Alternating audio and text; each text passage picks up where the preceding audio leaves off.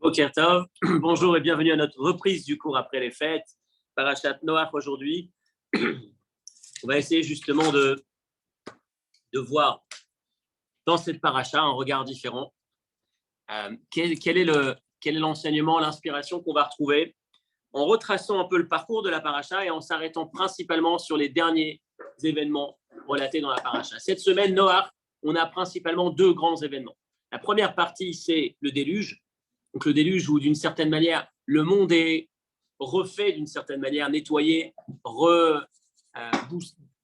appelle ça, pas boosté, booté, remis à zéro. Reseté. Et ensuite, on arrive dans cette deuxième partie de la paracha, la fin de la paracha, où on arrive à un autre épisode qui fait partie des épisodes principaux du début de l'histoire de l'humanité, dans Hapalaga, le moment où la tour de Babel doit avoir lieu. Et à l'issue de cette opération de construction de tour de ville, le désastre, puisqu'Akadosh Baruch Hu s'inquiète particulièrement et va tout faire pour stopper ce projet. Et c'est vrai qu'on s'est, je pense, jamais arrêté sur le sujet de cette tour de Babel. Essayer de se pencher un peu, de creuser un peu, de comprendre un peu qu'est-ce qui n'allait pas, quel était le mal de créer une tour, pourquoi une réaction aussi difficile de Dieu, mais en même temps, sans qu'il y ait véritablement de sanctions, de disparition, comme on a pu le voir pour le déluge. Le déluge, la génération du déluge ont tous disparu. On va essayer d'entrer dans le sujet. Donc déjà, historiquement, on se positionne après la génération du déluge, une fois que le déluge est terminé, on se positionne entre, d'après certains, ça se passe, le Midrash va dire que ça commence, l'histoire de la tour de Babel commence 2 ans après le déluge. Rashi va dire que c'était à l'époque de Péleg qui est la 5e génération après Noach, donc on est à peu près à 200 ans, plus ou moins, après Noach, et on va avoir, le Radak qui va dire que ça s'est produit à peu près 340 ans, plus de 300 ans après le déluge. Donc on est historiquement, c'est assez incertain. On pourrait dire que globalement, le temps que ce projet se mette en place, le temps depuis le moment où l'idéologie apparaît, jusqu'au moment où le projet voit le jour, il y a effectivement une longue période qui s'est passée. Ça s'est étalé sur de nombreuses années. Concrètement, ils veulent créer une tour et on s'aperçoit que Dieu a particulièrement peur. Il a une réaction particulière. Un texte qu'on va lire ensemble, première référence dans votre texte, Bereshit, chapitre 11. L'humanité, le peuple, ne parle que d'une seule langue et d'un seul sujet, presque, d'une certaine manière. Et puis, ils ont trouvé une vallée dans laquelle à propos de laquelle ils se sont dit, l'un s'est tourné vers son ami et lui a dit, venons, allons, préparons des briques, préparons du ciment. Et ensuite, c'est ce qu'ils ont réussi à faire. Le verset continue. Un peu plus tard, construisons une ville au Migdal avec une tour, dont le sommet de cette tour serait dans le ciel, afin que l'on puisse se faire un nom, de peur qu'on s'étale, qu'on soit dispersé sur la terre, sur la surface de la terre. Dans l'absolu, il n'y a pas de mal en vérité à ce stade-là, si on réfléchit. De quoi est-ce qu'il s'agit? Le Kli Yakar va le dire, la référence qui suit, toujours dans la deuxième partie de la première référence. Si ils deviennent nombreux, le risque lorsqu'on devient nombreux, c'est qu'on s'éparpille, qu'on occupe du territoire. Et qu'est-ce qui se passe par la suite? Généralement, ce qui se produit, c'est lorsqu'on devient nombreux, il y a une forme de réussite. Il peut naître à partir de là une forme de jalousie. La jalousie crée une tension, des guerres, des conflits. On ne veut pas en arriver là. On ne veut pas retomber dans le piège dans lequel on était jusque-là. La génération du déluge, c'était justement du vol, du manque d'honnêteté, du crime, etc., etc. On veut éviter ça. Alors voilà la solution. On crée un énorme village, une énorme ville.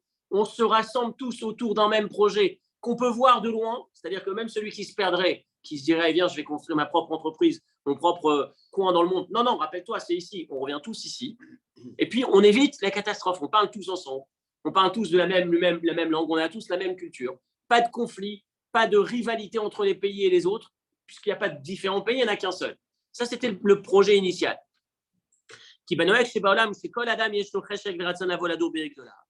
généralement, l'individu veut habiter dans une grande ville, là où il y a du monde, là où ça se passe. Et donc, on crée une grande ville, on va créer the place to be. Là, c'est là où ça va se passer. Il y a cette tour au loin. Et comme ça, on sera tous un seul peuple. Et là, Dieu est particulièrement inquiet. Il va dire des mots qui nous interpellent. Regardez la référence numéro 2. Je reviendrai juste après au Radak. Yomer Hashem, Hel Amecha Vesafachat Lekulam. Maintenant, Dieu se dit, mais ils n'ont qu'une seule langue. Tout ce peuple, tout ce monde ne parle que de la même langue. Et donc, à partir de là, ils pourront faire tout ce qu'ils veulent. Il est inquiet, Dieu. On a l'impression. C'est pas possible, on ne peut pas laisser faire une chose pareille. Hava, regarde ce qu'on va faire. Je vais descendre, et je vais mélanger les langues, je vais créer différentes langues de manière à ce que l'un ne puisse pas comprendre l'autre. Et à partir de là, ils ont été dispersés sur la surface du globe. Et cet endroit a été appelé Bavel. Bavel parce que ça vient du mot balal, de mélanger les différentes langues. Jusque-là, avec une seule langue. Dorénavant, il y a un mélange de différents peuples. Différents peuples sont nés sur cette terre à partir de cet événement, afin que les uns ne puissent pas se comprendre et qu'on puisse pas comprendre les autres et qu'on puisse éviter cette catastrophe. Quelle catastrophe! De quoi est-ce qu'il s'agit finalement? De quoi est-ce qu'il s'agit? Je reprends juste le Radak juste avant. Ils étaient dans cet endroit à Babel, cette vallée en Mésopotamie.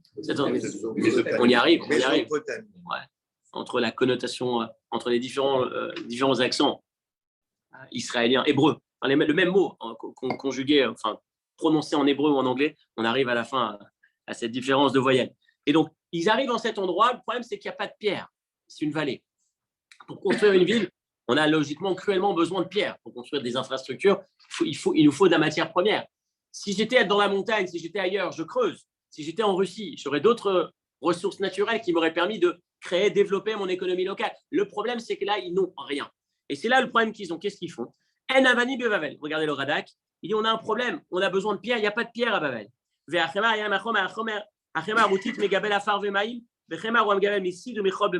Le principe de la construction de l'immobilier de l'époque, c'était de la pierre et de la chaux, d'une certaine manière. Comment est-ce qu'on fait pour avoir de la pierre? Il faut en avoir, on n'en a pas, on ne peut rien faire, il faut creuser pour en avoir. Et pour faire de la chaux, encore une fois, je ne suis pas expert, il fallait prendre de la pierre, la faire chauffer, et d'une certaine manière, c'est là où on obtenait cette substance qu'ils n'avaient pas parce qu'il n'y a pas de pierre. Et là, ils arrivent avec une idée de génie, et voilà ce qu'ils vont faire. Ils vont remplacer la pierre par de la pierre de synthèse, si on avance, la brique. La brique, c'est quoi? C'est l'équivalent de ce qu'on peut faire avec une pierre. Construire un mur, on le fait avec une brique. Et puis, s'il nous manque la chaux, c'est pas grave, on va prendre du ciment. Même principe, plus besoin de pierre, du sable, de l'eau.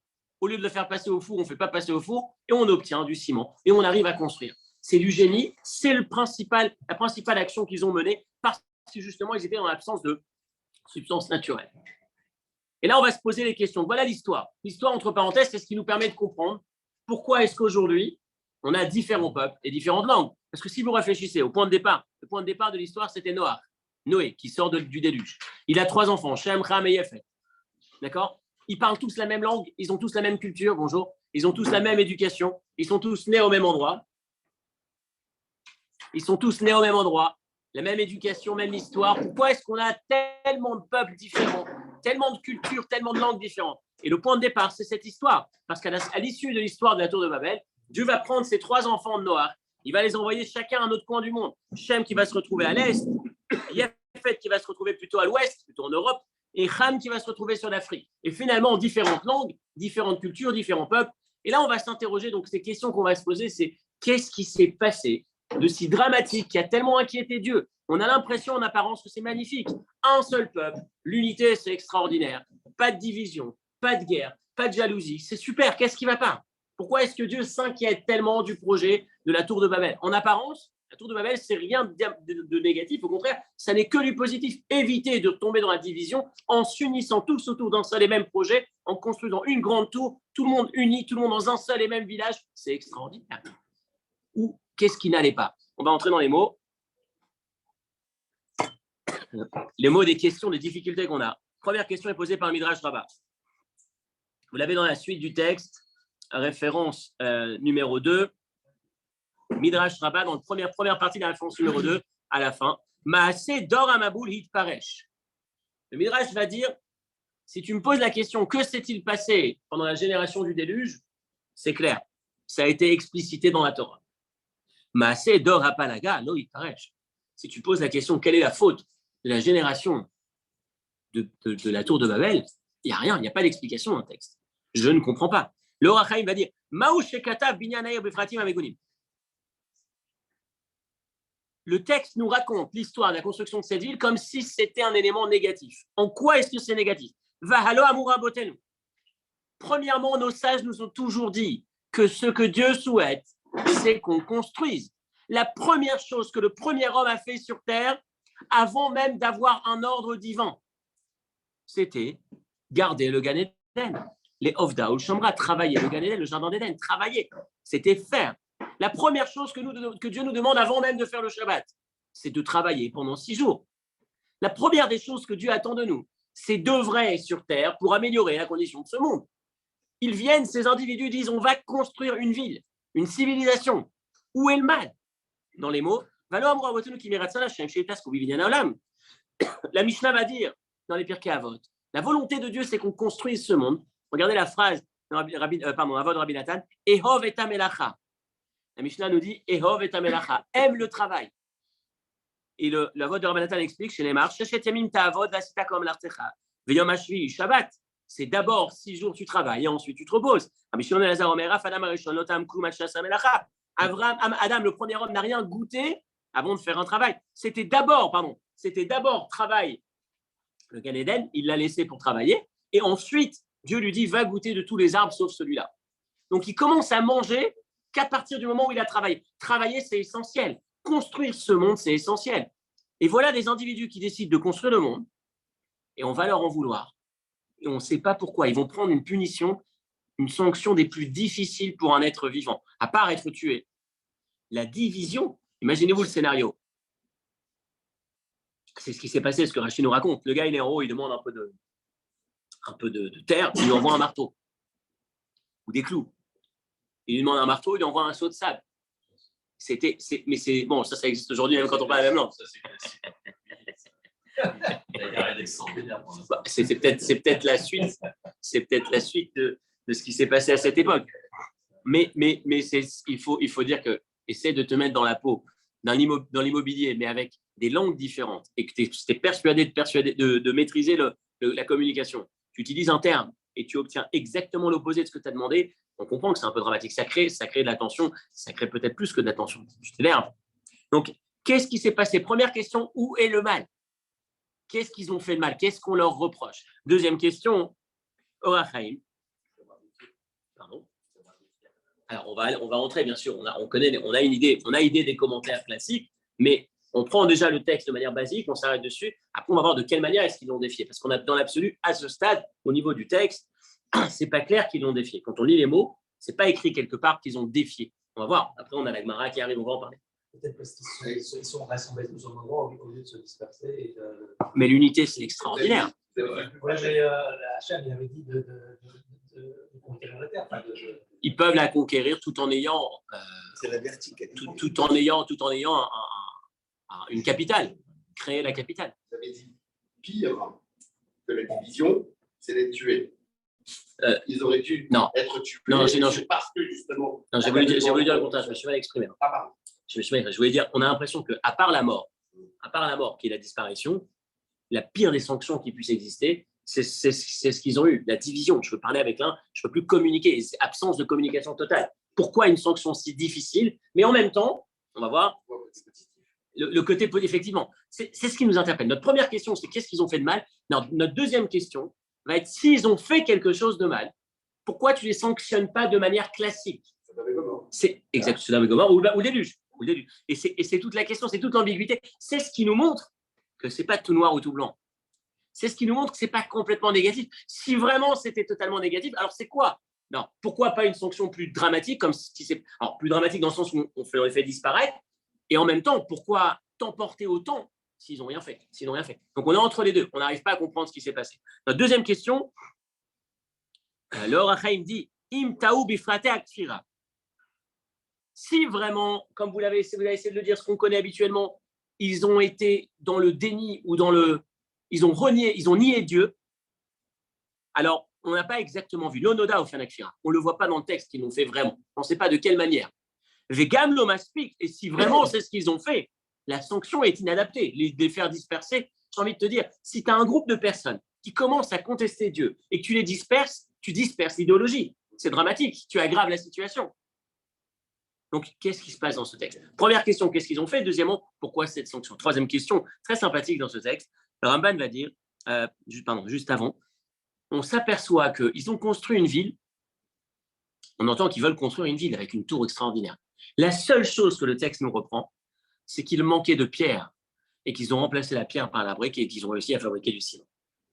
Qu'est-ce qui se passe autour de la brique et du ciment? Quand tu construis une ville, il y a peut-être un peu plus que la brique et le ciment. Pourquoi la Torah? C'est intéressant. Ils s'apprêtent à construire une ville, une grande tour, et la seule chose qu'on entend dans ce qu'ils ont fait, c'est qu'ils ont réussi à remplacer la pierre par la brique et la chaux par le ciment. Pourquoi? Oui. Tout à l'heure, tu disais une phrase qui m'a un peu surpris. Tu disais Dieu a eu peur. On a l'impression, je reprends le texte, je te relis le mot, c'est Dieu s'est dit, ils sont qu'un seul peuple, une seule langue. Maintenant, ils pourront faire ce qu'ils veulent. Plus rien ne pourra leur être empêché. On a l'impression, et là Dieu dit, il faut que j'intervienne, on va changer la langue.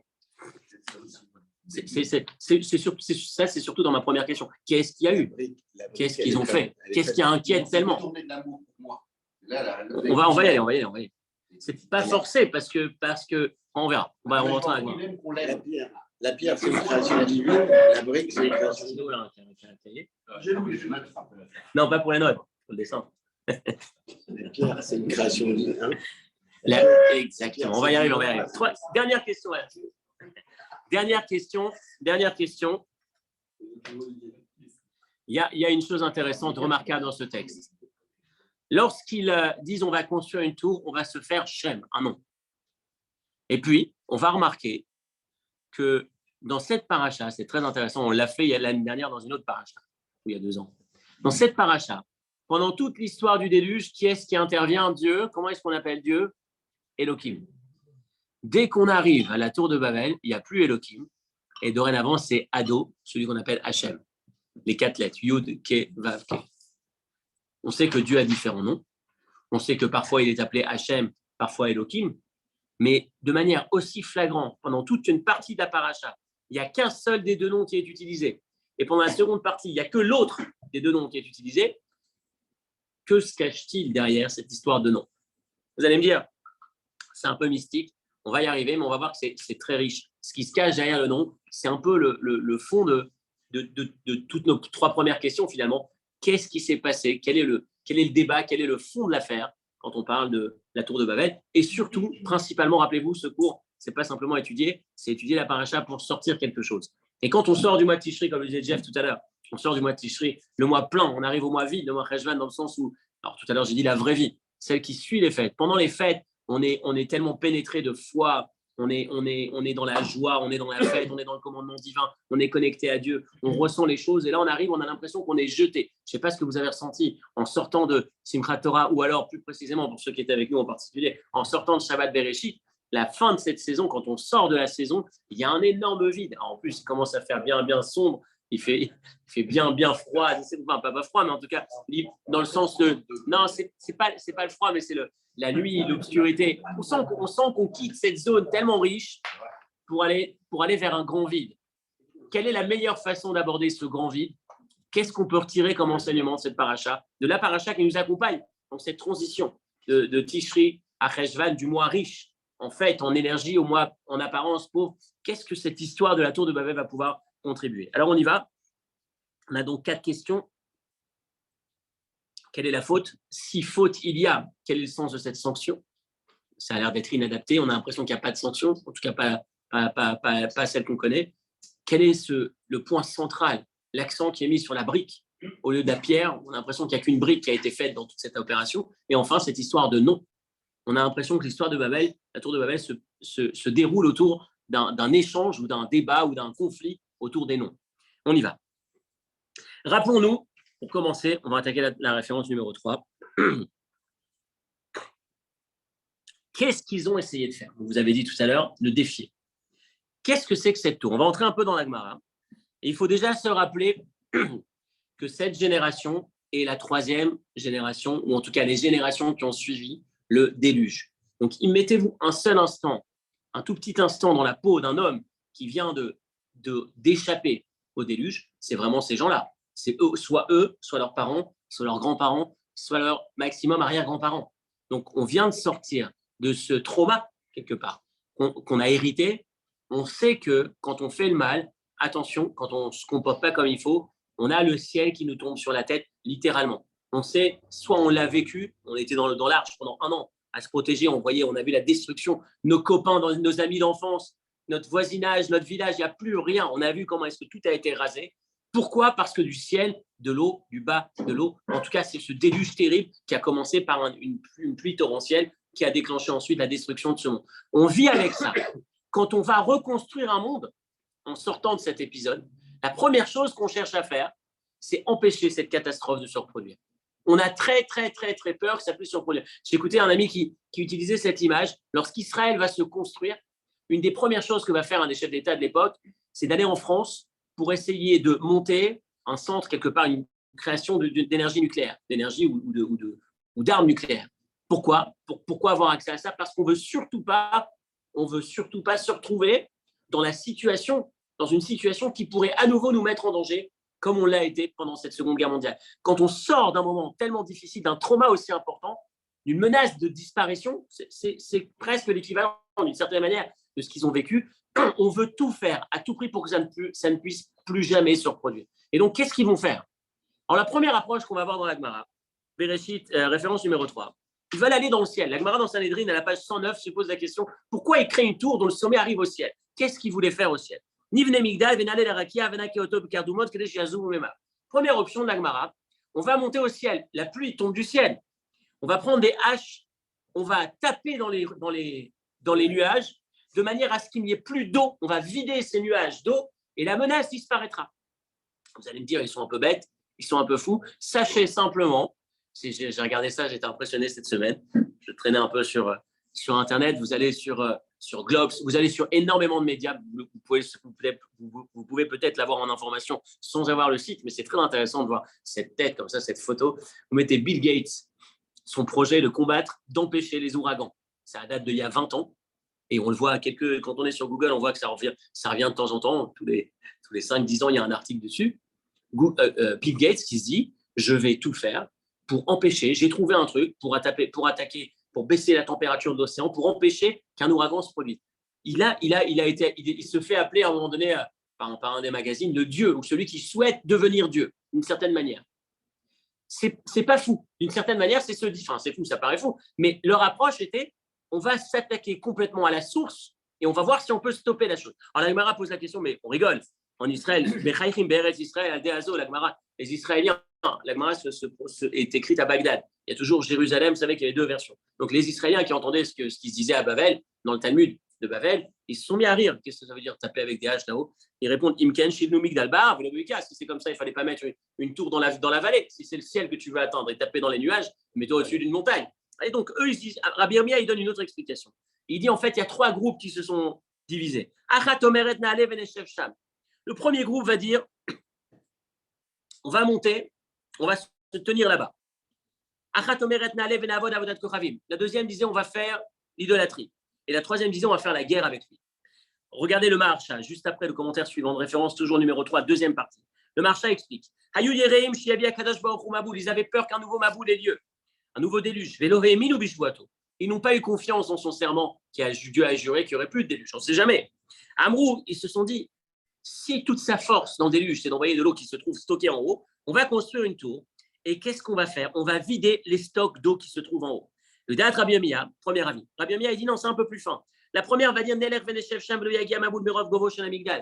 on va s'asseoir, on va s'installer au-dessus des nuages. Si Dieu veut envoyer un déluge demain, on ne sera pas atteint puisque la source, le début du déluge, c'est le nuage. Et si on s'installe au-dessus du nuage, on n'a plus de problème. Donc, ce n'est pas combattre les nuages, mais c'est se positionner au-dessus. Deuxième groupe a dit non, on va faire Avodah Zarah, on va pouvoir continuer nos bêtises. On n'a plus peur du déluge, vous savez pourquoi? Parce qu'on va être unis dans une tour. Unis. Et le fait d'être unis, on sait que Dieu ne sait pas résister à l'unité. Lorsqu'on est unis, on peut faire n'importe quoi, Dieu ne nous fera rien. C'était la deuxième approche. Troisième approche, on va faire la guerre. Qu'est-ce que ça veut dire la guerre? On va installer une guerre là-haut. Et c'est très intéressant de constater l'analyse de ce texte dans nos paramètres d'aujourd'hui. En vérité, voilà l'idée. C'est un sujet très profond duquel il est question ici, le rapport entre la science et le judaïsme. C'est très intéressant de voir, de regarder le texte de Babel, la tour de Babel, sous cet angle-là. En vérité, et on va comprendre pourquoi est-ce qu'on fait référence à la pierre et à la brique. Premier élément auquel ils sont confrontés, c'est on a une absence de ressources naturelles. Dieu ne nous a pas donné les moyens dans cette terre de construire notre ville, mais on a réussi à monter dessus. Comment c'est pas l'expression, c'est pas monter. Non, pardon. Non, à atteindre, à maîtriser le code source qui permet de développer la nature. On a réussi, non, monter dessus, c'est une expression qui, je ne sais pas si c'est plus en hébreu. Non, ce que je voulais dire, c'était, on a réussi c'est plus, ça vient d'hébreu. On a réussi enfin à trouver la source. On a enfin décodé, on maîtrise enfin le code source. Qu'est-ce que ça veut dire? On a un problème, il n'y a plus de pierre, mais la science a réussi à faire une découverte extraordinaire de l'époque. C'est la découverte de l'époque. Cette époque, on sait enfin remplacer la pierre. On a trouvé la brique. On sait enfin, à travers le ciment, remplacer ce qui nous manquait à cette époque. Donc, enfin, on est monté sur le code source. C'est le mot précis. On a enfin trouvé la chose. On peut remplacer Dieu. Dans l'absolu, c'est grave, mais ça n'est pas si grave. Et c'est pour ça qu'on ne va pas avoir une disparition du peuple. On ne va pas dire Dieu qui les fait disparaître. Il y a juste un réglage, un mauvais réglage. Et c'est ce qu'on va essayer de voir. Ce qu'ils veulent faire à ce moment-là, c'est j'ai enfin trouvé le code qui permet à la nature de se gérer. C'est Dieu qui a créé le monde. On ne va pas nier tout ça. C'est Dieu qui a créé le monde. Dieu, il a créé le monde, mais comment il gère le monde? Il l'a géré avec un logiciel qu'on ne maîtrisait pas jusque-là. Mais là, on a enfin compris qu'il y a un logiciel. On sait comment il fonctionne et on sait le faire. On a mis des hackers dessus et ça y est, maintenant on le détient. On a les clés, on a les codes. Et qu'est-ce qui se passe à ce moment-là? Dans l'absolu, on a l'impression qu'on dérape. C'est quoi le risque de tenir ce discours? On a fait une découverte scientifique. Est-ce qu'une découverte scientifique, c'est automatiquement une menace à l'existence ou à l'unité ou à la croyance en Dieu? Dans l'absolu, pas forcément. Mais il y a un énorme risque. C'est quoi cette histoire? On va lui faire la guerre. De quelle guerre est-ce qu'il s'agit? Et j'ai trouvé cette image très, très, très juste. C'est qu'à partir du moment, sans rivalité, c'est qu'à partir du moment où on trouve le remplacement ou une solution, un plan B, lorsque l'intervention divine n'intervient pas, n'est pas présente, on le combat indirectement. Et on va le faire disparaître. Comment on le fait disparaître? Regardez l'idée. À chaque fois qu'on a une difficulté qu'on ne sait pas surmonter, qu'est-ce qu'on fait? On prie et on se tourne vers Dieu. Dès qu'on arrive à la surmonter, on se tourne vers le moyen qui nous a permis de la surmonter et on oublie Dieu. Et on se dit, ça y est, on a le code source, on sait gérer, on n'a plus besoin de lui. On sait le remplacer. L'exemple le plus sympathique que j'ai trouvé, et le plus récent, le Covid. Quand on va au Covid, première étape, on ne sait pas ce qui se passe, on prie. Qu'est-ce qu'on fait pendant toute la première période? On prie. La seconde période, qu'est-ce qu'on fait? On contacte nos amis pharmaciens pour avoir le premier vaccin, la première dose qui vient de se libérer. On oublie la prière. C'est-à-dire qu'au départ, la science n'est pas encore intervenue. Qu'est-ce qu'on fait? On va se tourner vers Dieu. Dès que la science intervient, normalement, on devrait célébrer la science comme la manifestation divine, la manifestation divine qui a été exploitée, qui a été révélée grâce à l'intervention humaine. Rappelez-vous le texte que je citais tout à l'heure, on est descendu sur Terre pour créer ce monde, pour développer ce monde, pour être partenaire de Dieu dans la création physique du monde. Jusqu'aujourd'hui, je parlais toujours d'ambassadeur de Dieu, de partenaire de Dieu dans la réalisation spirituelle du monde, dans le sens du monde, dans l'amélioration du monde. Mais il y a aussi ce même partenariat, cette même association-là dans la construction physique du monde. Lorsqu'on découvre la lumière, Thomas Edison arrive à trouver, après 6000 essais, est-ce que le jour où il découvre, c'est « Ah, ça y est, j'ai combattu Dieu » ou est-ce que le jour où il découvre, regardez l'autre regard, c'est Dieu qui lui a choisi aujourd'hui pour que ce soit le jour où il fasse cette découverte et ils deviennent célèbres en tant que développeurs, en tant que celui qui aurait fait la découverte d'un élément caché dans la création par Dieu depuis tout le temps. Il est ce partenaire, il a été choisi. Ce n'est pas une contradiction. Et c'est là cette phrase qui est très intéressante. La science n'est pas une contradiction. Il n'y a aucune contradiction entre la science et la croyance en Dieu. Et la réussite n'est pas une contradiction avec la bénédiction de Dieu. Je reprends, je trouvais cette phrase très belle. Et c'est exactement le Covid, enfin l'exemple du vaccin de tout à l'heure. La science, il y a toujours ceux qui cherchent à opposer la science et la croyance, c'est pas compatible. La science, c'est pas, ça y est, maintenant je sais comment le monde est géré, j'ai plus besoin de Dieu. Non, la science, c'est Dieu qui t'a permis, qui souhaite que tu œuvres, que tu bosses, que tu te fatigues pour arriver à découvrir ce que ce monde possède pour que tu puisses avoir le crédit d'être celui qui a révélé. Tu as été associé à Dieu dans la création de ce monde. Donc, il n'y a pas de contradiction entre la science et la croyance. Et il n'y a aussi pas de contradiction entre la réussite, l'aboutissement, le défi que j'ai relevé, la découverte, la réussite que j'ai menée. Il n'y a pas de contradiction avec la bénédiction. La bénédiction se manifeste dans ma réussite. C'est pas on a trouvé le vaccin, ah ça y est, la science est là, on a remplacé Dieu, salut Dieu, on te remplace. Et c'est là le danger. Et c'est ce qui se passait finalement. En créant cette substitution de la brique, de la pierre remplacée par la brique, le danger, c'est de mener une guerre. On risquerait de l'oublier. Dorénavant, il n'existerait plus Dieu. Mais qu'est-ce qui vous fait penser, dans le texte, que c'est la position qui sont alors, qu'est-ce qui nous fait penser qu'ils ont ils ont fait une dichotomie entre la chaîne et le. Alors, c'est ce que le Talmud va reprendre, parce qu'on est devant cette réalité. On nous parle de briques et de pierres. Donc, on a compris pourquoi ils ont choisi la brique et la pierre, parce que le symbole principal, c'est ça y est. On est monté sur le code source, on sait maintenant remplacer, on sait fabriquer, on sait comment ça fonctionne. Et pourtant, ce qui est censé être une bonne chose est considéré comme une mauvaise chose. C'est considéré comme une mauvaise chose. Pourquoi? Le Talmud va nous donner les différentes versions. Se positionner au-dessus, atteindre le nuage et le vider de son eau, c'est toujours le même symbole. C'est dorénavant, je suis monté sur le code source, maintenant je vais faire oublier Dieu. La faute, le manquement, l'erreur dans cette approche, ça aurait pu ne pas du tout être considéré comme une erreur. Mais je constate que ça a été considéré comme une erreur. Pourquoi est-ce que c'est considéré comme une erreur? Parce qu'il y a effectivement ce risque. Et je constate que la sanction n'est pas de les faire disparaître, mais de les disperser et de les diviser au niveau du langage, ce qui pourrait, on tente la réponse, ce qui pourrait représenter créer une division entre les individus, ce qui permet une contradiction, ce qui permet peut-être à l'un de remettre l'autre sur le bon chemin. S'il n'y a qu'une seule langue, qu'une seule voix, qu'une seule communication, et qu'on sait maintenant, on sait substituer au code source du créateur, il y a le risque qu'on oublie totalement. Mais lorsque je vais l'oublier, mais que l'autre a une autre école, parce que lui, il est à l'université de New York, alors que l'autre est à l'université d'Australie, et chacun maintenant, il y a deux différentes cultures, différents peuples, différentes façons de penser. Alors là, on pourrait dire que cette division est la sanction adaptée, d'une certaine manière. Ce n'est pas les faire disparaître, parce que dans l'absolu, ce qu'ils ont fait, c'est extraordinaire. Mais l'utilisation qu'ils en ont faite, puisqu'on constate que ça a été considéré comme un élément négatif, et l'utilisation qu'ils ont faite est dangereuse. Et la solution, la sanction qui est donc la solution, c'est de les disperser et faire en sorte qu'il y ait confrontation d'une certaine manière. Et cette idée, j'arrive à cette histoire de nom que je trouve extraordinaire, Hachem, les 4 lettres ou Elohim. Toute la première partie du déluge, c'est Elohim. Et toute la dernière partie des compares de la tour de Babel, c'est les 4 lettres. Ado, plus loin, Nal. Quelle est la différence entre les deux?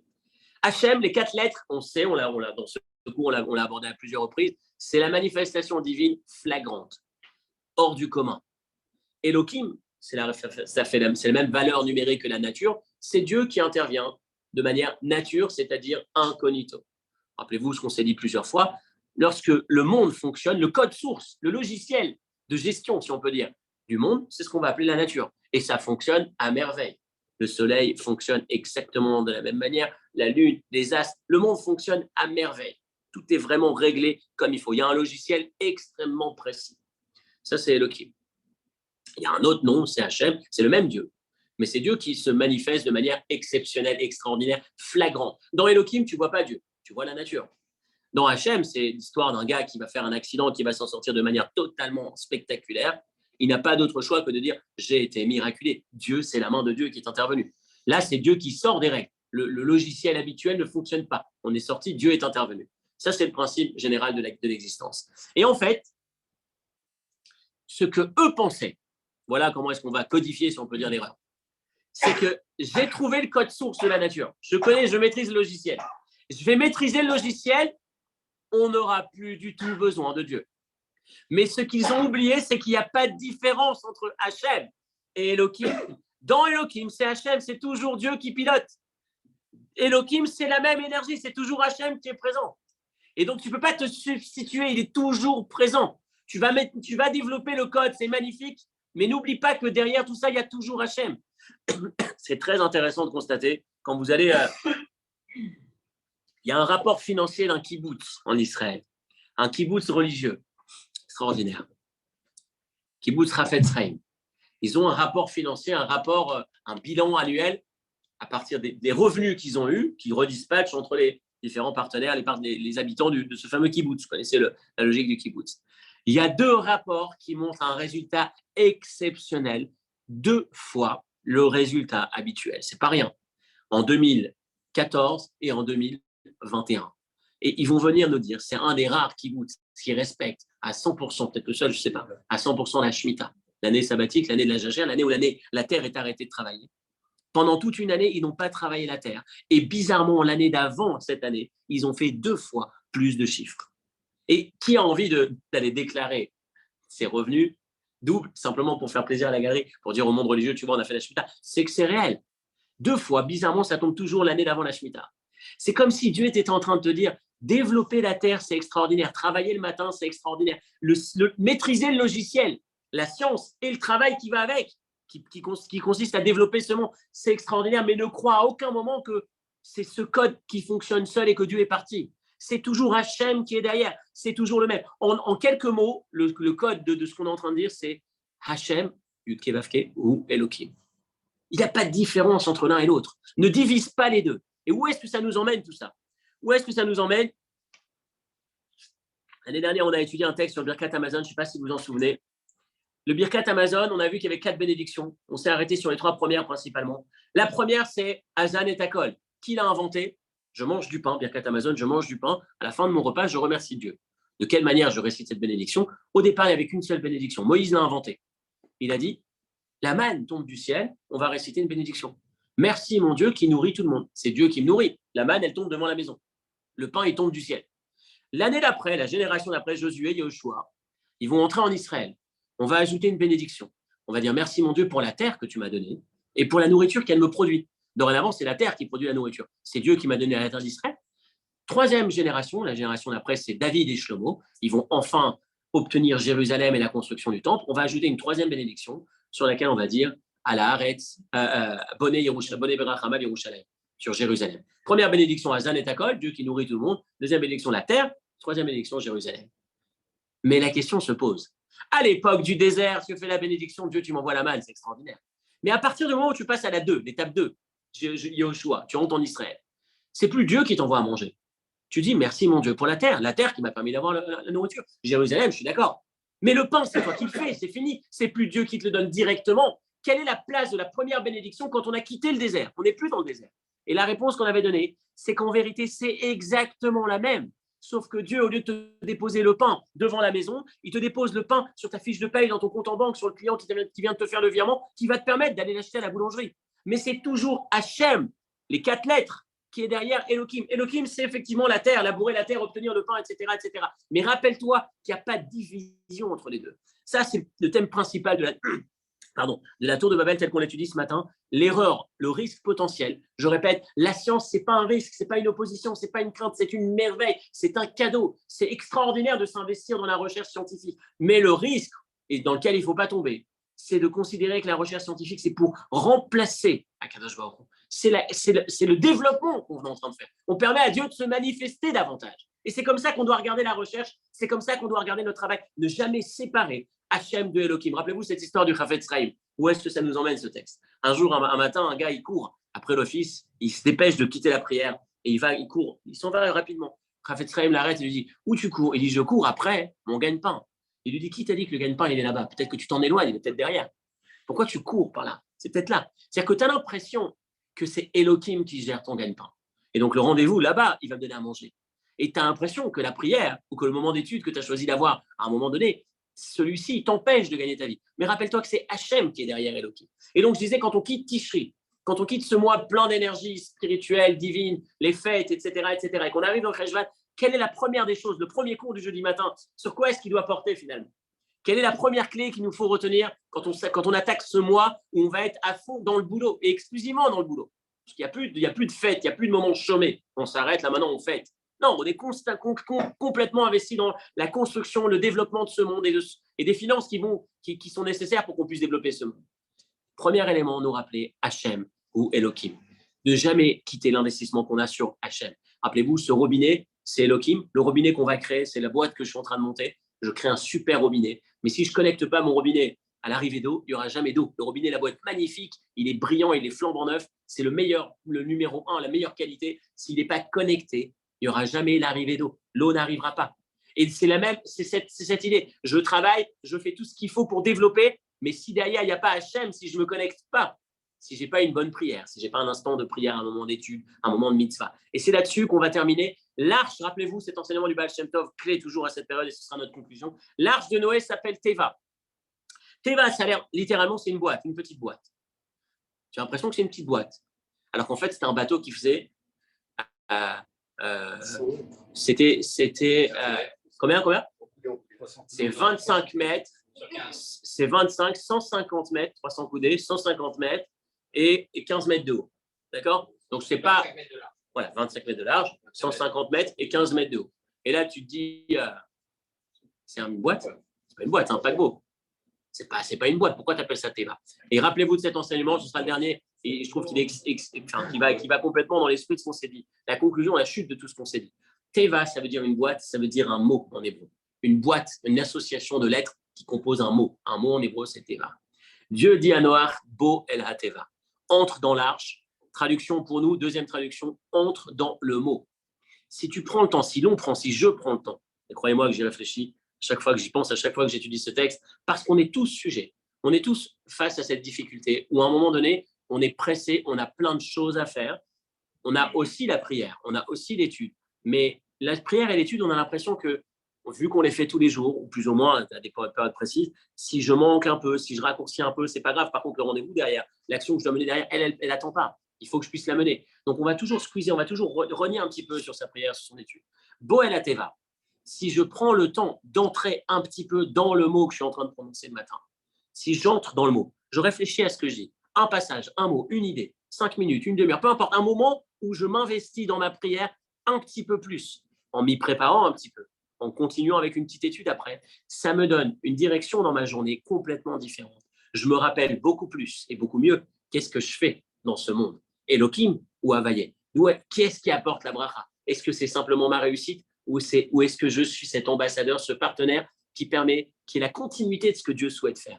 Est-ce qu'effectivement, je me perds? Est-ce que je me perds dans les dangers de la tour de Babel ou est-ce que je ne me perds pas, je reste connecté? La clé pour pouvoir y parvenir, c'est Bo el ha-Teva, entre dans le mot. Et ce sera notre conclusion de ce matin, à part le regard sur la science, à part le regard sur l'œuvre que l'on mène sur Terre, le point supplémentaire, concret, c'est ce que je peux faire pour ajouter dans un moment de qualité d'étude, un moment de qualité de prière, une réflexion qui me permet d'entrer dans le mot. Et c'est ce mot qui va me protéger dans le sens où, qui va me permettre de garder le cap tout au long de la journée. Quand je vais me retrouver dans une action, dans une activité, dans une autre activité, je sais exactement qui je suis, ce que je fais dans cette action et je ne me perds pas. Et de cette manière, j'optimise. Je vis une journée et une vie tellement, tellement plus riche. Et c'est ce qu'on se souhaite. Shabbat Shalom et avec l'aide de Dieu à la semaine prochaine.